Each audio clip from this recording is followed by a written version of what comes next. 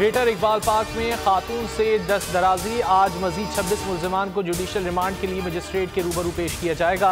14 रोज़ा रिमांड पर जेल मुंतकिल करने की इस्तदा की जाएगी। गुज़िश्ता रोज़ 40 मुल्जिमान को रिमांड पर जेल भेजा गया था।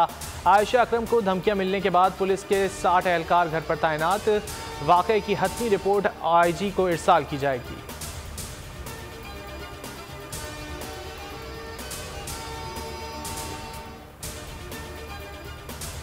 मुल्क में कोरोना के जानलेवा वार जारी। मजीद 73 अफराद जान से हाथ धो बैठे। तादाद 24,923 हो गई। 24 घंटों में 3,842 केसेस रिपोर्ट। मुस्बत केसेस की शरह 7.1% रिकॉर्ड। कराची में 20 अमवात, शरह 15.6% रिपोर्ट। साइनोवैक की मजीद 20 लाख वैक्सीन पाकिस्तान पहुंच गई।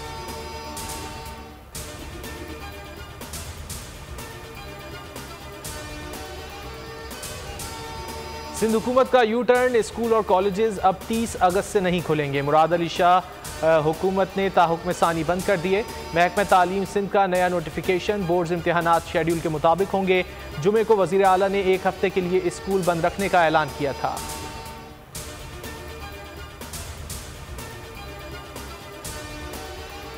काबुल में जिंदगी का पहिया चलने लगा। कारोबार जिंदगी मामूल पर आ गए। अमारात इस्लामिया अफगानिस्तान का मुख्तलिफ वजारतों और महकमों को तामीराती काम दोबारा शुरू करने की हिदायत। पोस्ट पुलिस हेडक्वार्टर के गिर्द दीवारें हटाकर सड़कें साफ कर दी गईं। OIC का हंगामी इजलास आज तलब। अफगानिस्तान की सूरत हाल पर तबादला ख्याल किया जाएगा।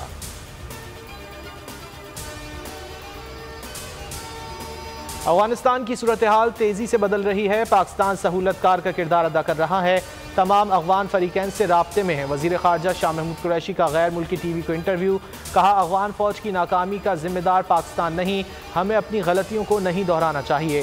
अफगानिस्तान में मुश्तरका हुकूमत के ख्वाह हैं जो इंसानी हुकूक का एहतराम करे।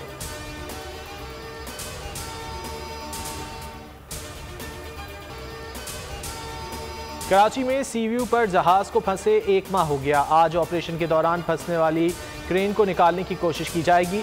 क्रेन 11 अगस्त को रेत में फंस गई थी। क्रेन निकालने के बाद मुमकिन तौर पर कल जहाज को निकालने की कोशिश की जाएगी।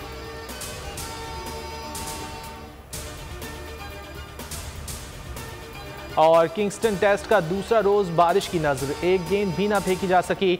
आज तीसरे रोज का खेल मुकर्ररा वक्त से आधा घंटा पहले शुरू होगा। पाकिस्तान अपनी पहली इनिंग्स 4 विकेट 212 रन से आगे बढ़ाएगा। मोहम्मद रिजवान 22 और फ़हीम अशरफ 23 रन बनाकर विकेट पर मौजूद।